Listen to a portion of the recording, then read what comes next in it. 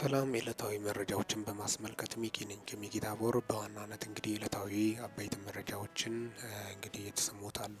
በዋናነት ከወደ ትግራይ የተሰማው ምንድን ነው? እስካሁን ድረስ እንግዲህ የህወሓት ጦሮች በአፋር አካባቢ ምን እያደረጉ ነው የሚሉት አዳዲስ መረጃዎች በተለይ የህወሓት ጦሮች ምሽግ እየቆፈሩ ከዛም ደግሞ ከዚህ በፊት የደበቁት መሳሪያዎችን እያወጡ እንደሚገኙ የወጡት መረጃዎች ከትግራይ የተሰሙት መረጃዎች ያሳያሉ።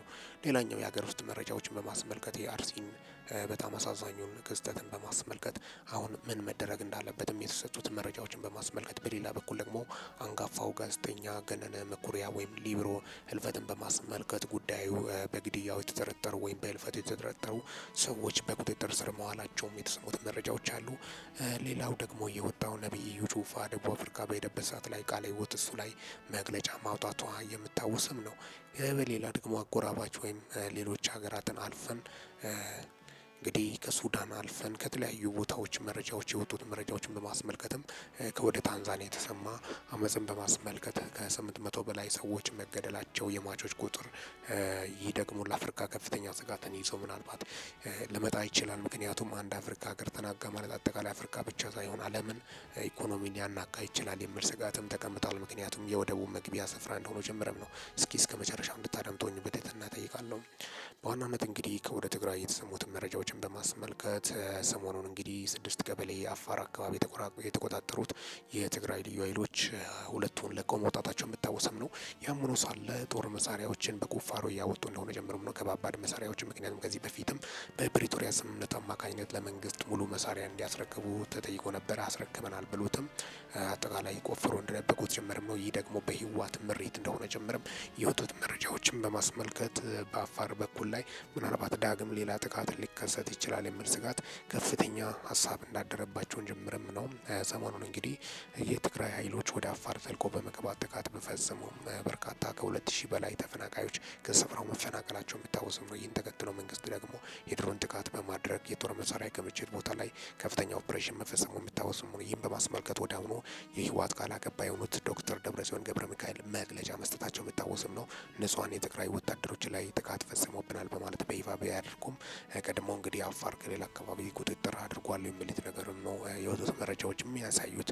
በሌላ በኩል እንግዲህ በዋናነት ወደ አርሲ ነው። አርሲ ላይ በጣም በሚያሳዝን ሁኔታ የንጹሃን ህልፈትን በማስመልከት የአርሲ ዞን አስተዳደር መጠየቅ እንዳለባቸውም አንዳንዶቹም ብቻ ሳይሆን አብዛኞቹ አሁን ሀሳባቸውን እያቀረቡ እንደሚገኙ ጭምርም ነው። ባለፈው በኦርቶዶክስ ምእመን ወይም እምነት ተከታዮች ህልፈት ዙሪያ ቀልድ የቀለዱት እሳቸው ናቸው፣ ተጠያቂ እሳቸው እጅ አለበት በማለት ምክንያቱም መግለጫውን አስተባብለው ነበር ያወጡት። በተለይ ደግሞ የዛ ልጅ ህፃኑ ያሳለፈ ያለው ሁኔታ በጣም በሚያሳዝን ሁኔታ ከባድ ጊዜያት ነው። የአርሲ የዓይን እማኞችም ወጥቶ በአደባባይ እየተናገሩ ያሉት በጣም ከባድና ልብ ሰባሪ ክስተት እንደሆነ ጭምርም የወጡት መረጃዎች ናቸው። ይህ ደግሞ በርካቶችን ያስደነገጠና ልብ የሰበረ ክስተት ነው። ስለዚህ ተጠያቂነትና ፍትህ፣ እኩልነት እንዲሰፍን የእያንዳንዱ ኢትዮጵያዊ የራሱን አስተዋጽኦ ማበርከት እንዳለበትም ነው በርካቶቹም የገለጹ ያሉት። እስከ መቼ እንግዲህ በአርሲ ላይ የደረሰው በደል እያንዳንዱን ኢትዮጵያዊ ነገ ሊፈልግ ይችላል፣ እያንዳንዱ ቤት ሊመጣ ይችላል በሚል ከፍተኛ ስጋት ሀሳባቸውን እየገለጹ እንደሚገኙ ጭምርም ነው። እጅግ አሳዛኝና ልብ ሰባሪ ክስተትን በማስመልከት ከወደ አርሲ የተሰማን በማስመልከት አቡነ ናትናኤል ጥሪ ያቀርበዋሉ። እንግዲህ ክርስቶስ አንዴ ደሙን አፍስሶልናል፣ ስለዚህ የኛ ደም መፍሰስ የለበትም በማለትም ነው በአጭሩ መልእክታቸውን ያስተላለፉት ማለትም ነው። በርካቶችን ያስደነገጠና ልብ የሰበረ ክስተትን በማስመልከት ነው። ሌላኛው እንግዲህ ጋዜጠኛው አንጋፋው ገነነ መኩሪያ ወይም ሊብሮ ኳስ ተጫዋች የነበረው ህልፈትን በማስመልከት አመት ከቆየ በኋላ ጉዳዩ እንደ አዲስ ፋይል ተከፍቶ ፍርድ ቤት ባለቤቱን ጨምሮ እንደቀረቡ ጭምርም ነው። የእሷ ውሽማ አለ በማለትም እሱም ፍርድ ቤት እንደቀረበ ጭምርም ነው። ቀጠሮ ተሰጥቷቸዋል። በዚህ ሰውዬ ህልፈት፣ በዚህ ታላቅ ሰው ህልፈት ዙሪያ አሟሟቱን በማስመልከት ምን ነበር የተፈጠረው? ሆቴል ውስጥ ነበረ ህይወቱ አልፎ የተገኘው። ከዚህ ጀርባ ማን አለ? ለህልፈቱ ማናት ተጠያቂ? ባለቤቱ ነች በማለት በርካቶቹም ሀሳባቸውን ሲያነሱም ተስተውሏል። የፍርድ ቤት ጉዳይን በማስመልከት ቀጠሮ እንደተሰጠ ጭምርምና ቀጣይ እንግዲህ ፍርድ ቤቱ ምርመራ አድርጎ አጠናክሮ የሆቴሉ ባለቤትን ጭምርም ነው በቁጥጥር ስር ያዋለው። ስለዚህ ከዚህ ጀርባ ከህልፈቱ ጀርባ ማን ነው ተጠያቂ በሚለው ዙሪያ ነው። ገነነ መኩሪያ ወይም እግሩ መቆረጡ የሚታወስ ነው። በዊልቸር መንቀሳቀሱ እጅግ ፈተና እንደሆነበት የምርም ህይወትን በጣም በከፍተኛ ሀዘን የመጨረሻ ሰዓታቱ ከባባድ ጊዜያት እንደነበረው ጭምርም ነው። ልብ ሰባሪ ነው። ሰው ህልፈት በርካቶችን ያሳዘነና ባህራጭ ክስተት ሆኗል። ሌላኛው እንግዲህ ነብዩ ጩፋ ነው። የነብዩ ጩፋ በአሁኑ ሰዓት በርካቶቹ ውዝግብ ያስነሳ ጉዳይ ቃለ ሕይወት ቤተክርስቲያን እሱን አውግዛ መግለጫ አውጥታለች። ወደ ደቡብ አፍሪካ ለአገልግሎት ባቀናበት ሰዓት ላይ ቤተክርስቲያኒቱ አታውቀውም። እዩ ጩፋ ዘይት ሽያጭ የምሰራ ሰው የወንጌል ተቃራኒ የወንጌል ጸር ነው በማለትም ነው እነሱ ቤተክርስቲያኒቷ መግለጫ ያወጣቸው። እዩ ጩፋ ደግሞ አከርካሪ የተሰበረ ቡድን ምንም ቢያደርግ ምንም አያመጣም ያረጀ አስተሳሰብ ይዞ ይንቀሳቀሳል በማለትም ምላሽ ለመስጠትም ወዷል ማለትም ነው።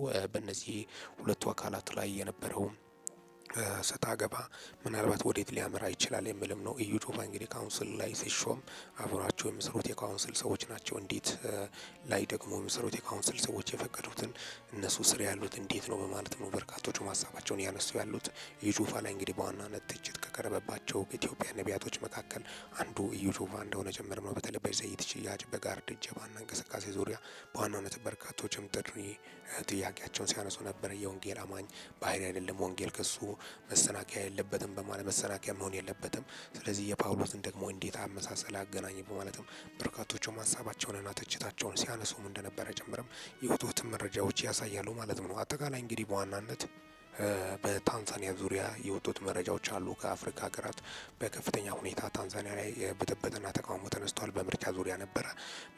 መሪዋ አዲሷ የተመረጠችው ዋናው ከዚህ በፊት የነበሩት እስር ቤት ባሉበት ሰዓት ላይ ነው በማለት በርካቶቹ ተቃውሞን አደባባይ ላይ እያሰሙ ባሉበት ሰዓት ላይ በርካታ መኪና ቃጠሎና ግርግር እየተነሳ ይገኛል። የመንግስት ጸጥታ ኃይሎችን በዋናነትም እንደተሰማረው ጭምርም ነው ወደ ታንዛኒያ ምድር ላይ በከፍተኛ ሁኔታ ኦፕሬሽኖችን እየፈጸሙ እንደሚገኙ ጭምርም አጎራባች ሀገር እነ ማላዊ የተለያዩ ዚምባብዌዎች መኪኖቻቸውን በወደብ በዛ ነበረ የሚያስገቡት። አሁን ከፍተኛ ስጋት እንዳደረባቸው ሌላ ሀገር አካባቢውን ለማየት እየተገደዱ እንደሆነ ጭምርም ነው። ምናልባት የኢኮኖሚ ችግር ይዞ እንዳይመጣ ለታንዛኒያም ከፍተኛ ስጋትን እየፈጠረ እንደሆነ ጭምርም ነው። አፍሪካ ምድር ላይ በአሁኑ ሰዓት እየተሰሙ ያሉት እጅግ አሳዛኝና ልብ ሰባሪ ዕለታዊ መረጃዎችን በማስመልከትም ነው። የሟቾች ቁጥር ከ800 በላይ እንደሆነ ጭምርም የደረሱን መረጃዎችም ያሳያሉ ማለትም ነው። ይህ እስከ መቼ ይቀጥላል?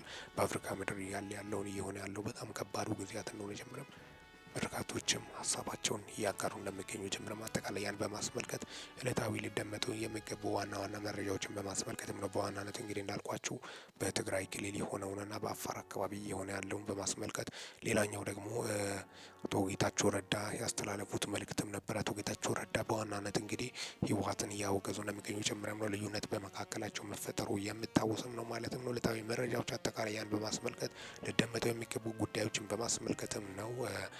ሌላኛው የኢዩ ጩፋ ጉዳይ፣ የአቶ ጋዜጠኛ ገነነ መኩሪያ ጉዳይ፣ ሌላኛው የታንዛኒያ ጉዳይ አጠቃላይ ዕለታዊ መረጃዎች ናቸው።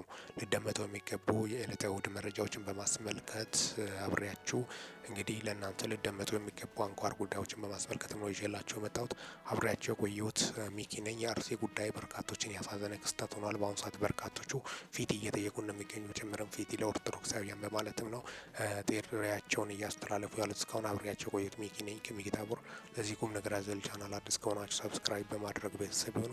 ይህንን ቪዲዮ ላይክ፣ ሼር እና ኮሜንት በማድረግም ላልሰሙት እንዲዳረስ ያድርጉ። ለሰዓታት ያሉኝ መረጃዎች ይህን ይመስላሉ። በወቅታዊና አጫጭር መረጃ እስከምንገናኝ ድረስ በያላችሁበት ዓለም ክፍል ሰላም ያቆያችሁ።